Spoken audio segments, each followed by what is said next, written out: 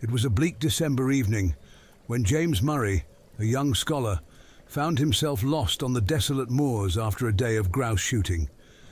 The sky was darkening rapidly, and a bitter wind howled across the open landscape. With no sense of direction and the threat of nightfall looming, Murray pressed on through the snow, hoping to find shelter before the storm worsened. After what felt like hours of trudging through the snow, Murray spotted a faint light in the distance. Desperate for warmth and shelter, he made his way toward it, eventually arriving at an old, isolated farmhouse. He knocked on the door, and an elderly man with a severe and somber expression answered. Murray explained his predicament, and the old man, who introduced himself as Mr. Wharton, invited him inside. The interior of the farmhouse was as cold and unwelcoming as its owner, but Murray was grateful to be out of the storm. He was soon joined by Mr. Wharton's wife, a pale, frail woman who seemed equally as severe as her husband. Despite their cold demeanor, they offered Murray food and a seat by the fire. As they sat in silence, the tension in the room grew palpable.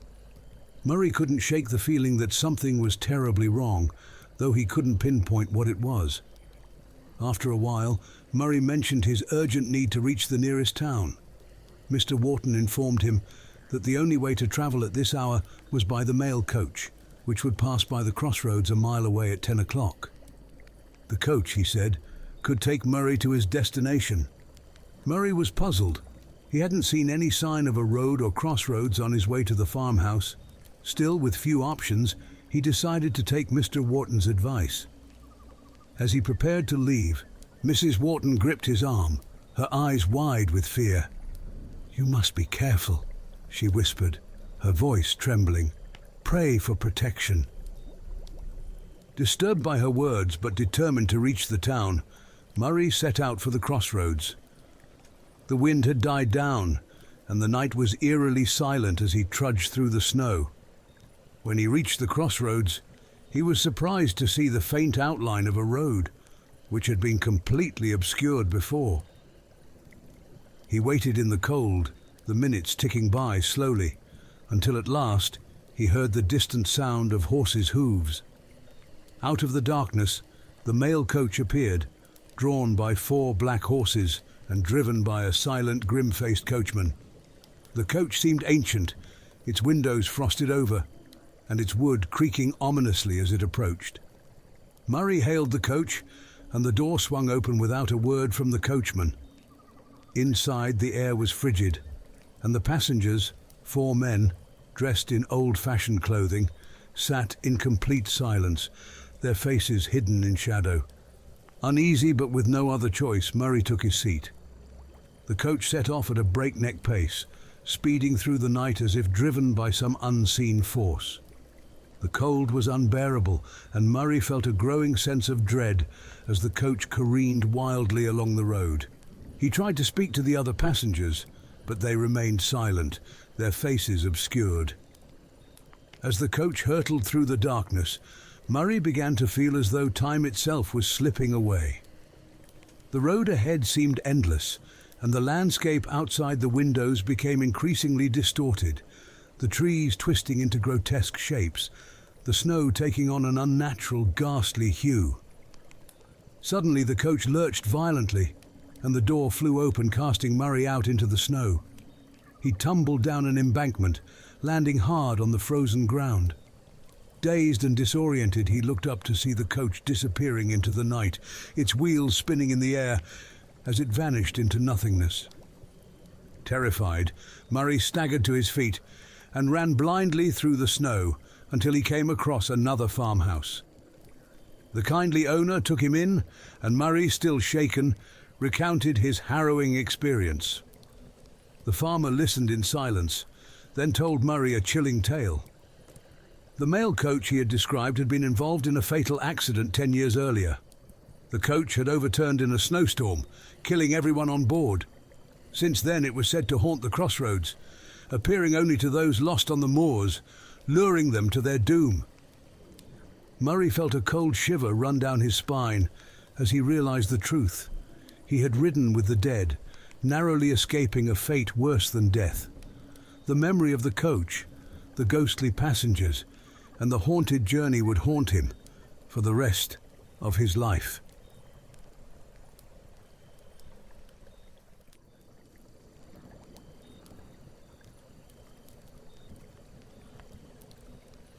I think I'm going to lose my mind. It's been 28 days since December 17th, and the rain hasn't stopped for a second. It comes down in unrelenting torrents, crashing from the sky like an endless waterfall. Outside, it feels like you could drown just by stepping out the door. When it all began, no one thought much of it. Just another winter storm, they said. It started in an unusual place, out in the North Atlantic across from the Gulf of St. Lawrence, but that didn't seem to matter to anyone except the meteorologists. The storm began to expand rapidly. I'm not sure if it's still growing since the TV went out more than 3 weeks ago, but one thing's certain, it hasn't moved an inch. People became uneasy when the storm refused to budge. It just kept hammering New England, slowly creeping south along the coastline from Maine all the way down to Nassau County, where I lived, just outside New York City. The weather forecast became increasingly frantic, with predictions changing every hour. Light flurries turned into a few inches of snow, and soon they were predicting a full-blown blizzard, warning everyone to stay indoors. My wife, Emily, couldn't heed that warning. She had to go to work, leaving me at home to take care of our 5-year-old daughter, Sophie. When Emily walked out that morning, I promised her I'd keep Sophie safe. As I watched her drive away in her blue Nissan Altima, I had no idea that it would be the last time I'd ever see her. As the day wore on, the storm worsened. The forecasters were right. It was one of the worst storms New York had seen in over a century. I was amazed the power stayed on as long as it did, but I wasn't about to complain. You don't realize how terrifying a blackout is until you experience one with a 5-year-old who's still afraid of the dark. Not that I'm not scared of the dark anymore myself. The last time we saw the smiling faces on the Weather Channel, they were warning that the storm had expanded south into New Jersey and that we could expect 2 feet of snow overnight. It was around 6:23 p.m., I think. Less than a minute later, the Weather Channel cut out, and every program on the television switched to an emergency broadcast, urging everyone to evacuate New York City immediately and avoid Manhattan Island at all costs. I tried to reach Emily's office by phone, but the lines were down. I didn't know what was happening, but I knew we had to get out. I wrestled with the idea of leaving Emily behind, but when I stepped outside, I knew I couldn't risk going into the city. To the south, across the horizon, the night sky was painted red with flames. The traffic was bad, but not as terrible as you might expect. A lot of people seemed paralyzed with shock, reluctant to leave. I drove our old Cadillac through the roads of Nassau and Queens, passing people standing by the roadside, watching the flame shadows dance across the sky. Fewer were actually driving, and some were walking out of the city on foot. As time passed, the traffic worsened, but somehow I managed to get Sophie and myself out of New York before the gridlock became unbearable. I'll never forget the sight of Manhattan burning as we crossed the harbor from Queens to the mainland. Sophie stared out the window, silent and wide-eyed. Too exhausted to cry, I think. It must have been past 11 when we finally escaped. All night, I drove through the countryside, desperately trying to find a radio station that could tell me what was going on. But there was nothing, just the endless warnings of the mandatory evacuation of New York. It struck me as strange that I hadn't seen many police officers or military personnel. Looking back, I think they were probably either elsewhere or already dead.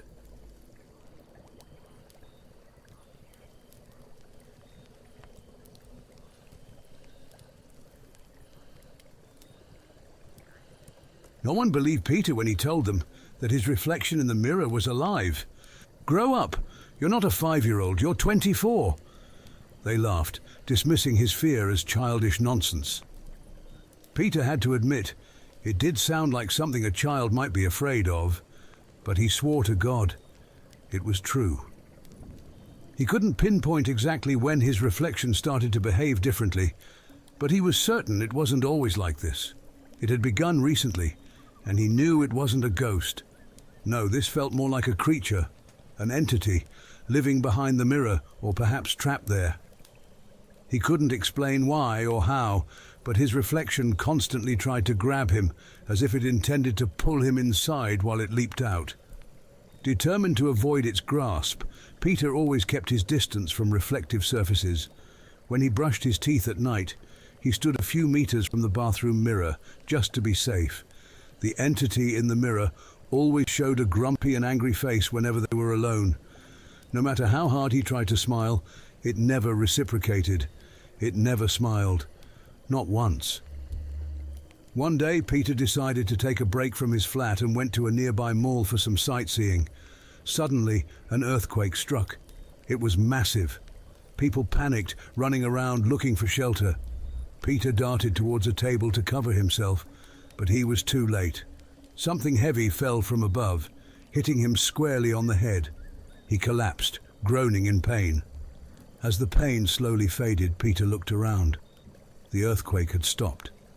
The mall was dark and chaotic. The lights were out and debris was everywhere. He gasped when he noticed something shiny nearby. Turning his head, he saw a mirror, probably from a nearby fitting room. Reflexively, Peter tried to crawl away, despite the pain in his head and legs. Then he saw it, his reflection in the mirror. For the first time, the entity behind the glass was smiling at him. A devilish, sinister smile. A wave of horror washed over Peter as he watched it wave from behind the mirror, a gesture that seemed to be saying goodbye. He stared, frozen in fear, unable to move. The smile grew wider, more menacing. As Peter struggled to crawl away, the mirror's surface seemed to ripple.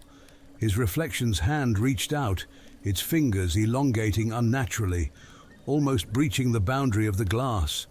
The world around him felt like it was closing in, the walls of the mall fading away into a dark void.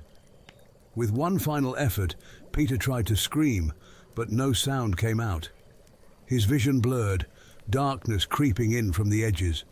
The last thing he saw was his reflection's face merging with his, its cold, malevolent eyes boring into his soul. Then everything went black. When Peter awoke, he was no longer in the mall. He found himself in a dark, distorted version of his flat, everything reflected in a grotesque, twisted manner. The air was thick with a suffocating silence. He staggered to his feet, disoriented and terrified. He stumbled to the bathroom, his heart pounding in his chest. When he looked into the mirror, the realization hit him like a tidal wave. He was the one behind the glass now, trapped. His own reflection stood on the other side, grinning with satisfaction. It had taken his place. As Peter pounded on the glass, screaming for help, the entity merely watched, its smile never faltering. It waved at him one last time before turning and walking away, leaving him alone in the cold, reflective prison. No one would ever believe what had happened. To them, he was still Peter. But he knew the truth. The entity had won, and he was its prisoner, doomed to live out his days behind the mirror, a silent witness to the life it had stolen.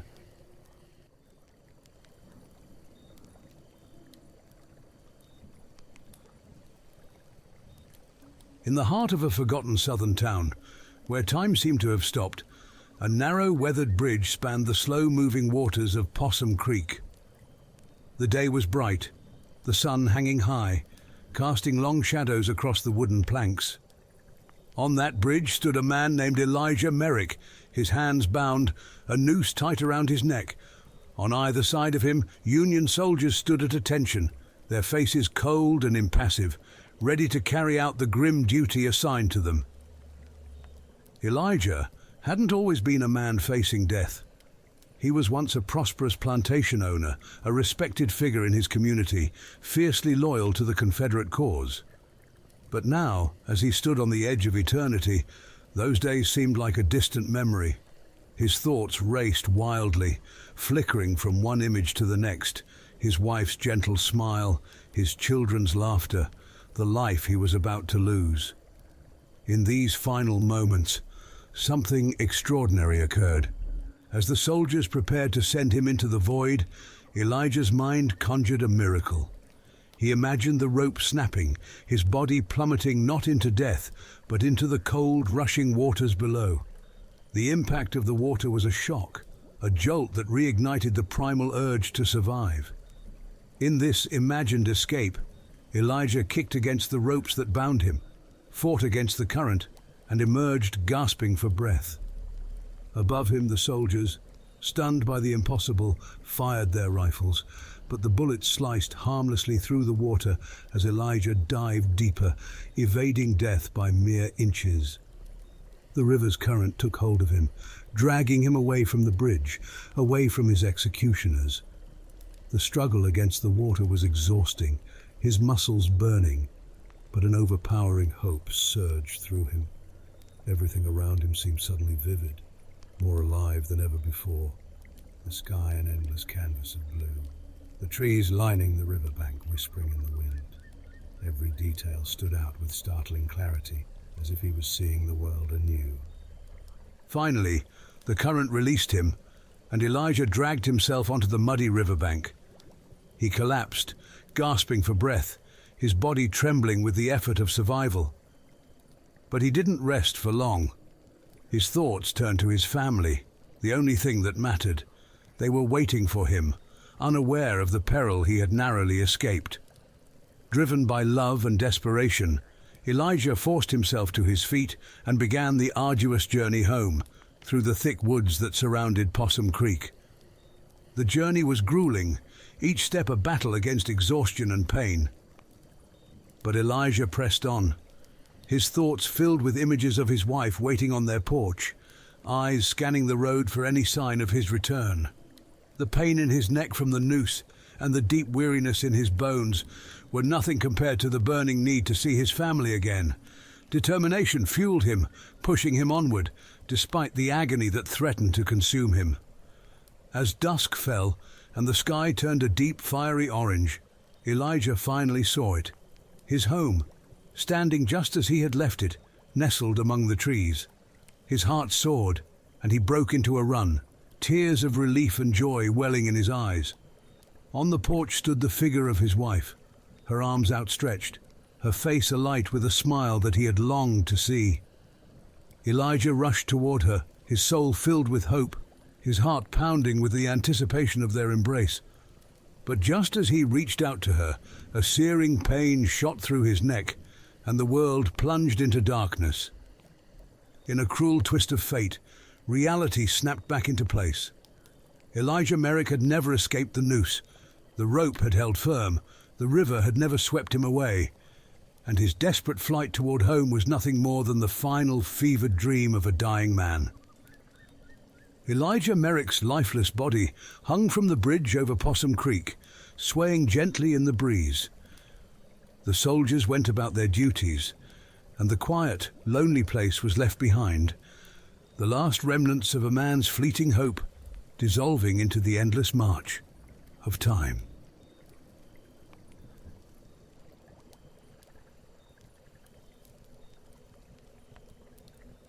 A teenage girl named Clara was excited about her new babysitting job.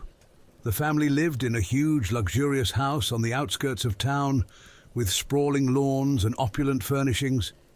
It was her first evening on the job, and after a brief introduction to the house and the children's routines, the parents left for a night out, leaving Clara in charge. After putting the two young children to bed in their upstairs bedrooms, Clara settled down in the spacious living room. She flicked through the TV channels, trying to find something to watch, and finally settled on a light-hearted movie. The house was quiet, with only the occasional creak of the old wood echoing through the halls. Just as she was beginning to relax, the phone rang. Clara jumped slightly, her nerves already on edge in the unfamiliar house. She answered, expecting it to be the parents checking in. Hello? She said. The voice on the other end was a man's, gasping and laughing menacingly. Have you been up to check the children? Clara frowned, convinced it was her friends playing a prank. Very funny, guys. Cut it out. She said, hanging up the phone. She tried to shake off the unease and return to her movie. But the phone rang again. Reluctantly, she picked it up. Have you been up to check the children? The same voice asked, his tone even more sinister. Her heart began to race. This didn't feel like a joke anymore. She hung up quickly, her fingers trembling slightly. She glanced toward the stairs, contemplating whether to go up and check on the children, but decided to stay put. Minutes later, the phone rang a third time. Clara's hand hovered over the receiver before she picked it up. I've taken care of the kids. Now I'm coming for you. The voice snarled. Clara's blood ran cold. Her breathing became shallow, and she could feel her heart pounding in her chest. She slammed the phone down and immediately dialed the police, her voice shaking as she explained the situation. The operator's calm voice did little to ease her fear. Try to keep him on the line next time he calls. The operator instructed. We need time to trace the call. Clara nodded, though the operator couldn't see her. She put the phone down and waited, her eyes darting around the dimly lit room. Every shadow seemed to move, and every creak of the house felt like an impending threat. The phone rang again. Clara picked it up, steeling herself. Please leave me alone. She begged, her voice wavering. What do you want? The man laughed, a chilling sound that made Clara's skin crawl. She kept talking, asking him questions, trying to keep him engaged. Each second felt like an eternity, but finally, he hung up. Almost immediately, the phone rang again. Clara's heart skipped a beat, but she answered it, hoping it was the police. Miss, get out of the house now. The operator's voice was urgent. The calls are coming. From upstairs.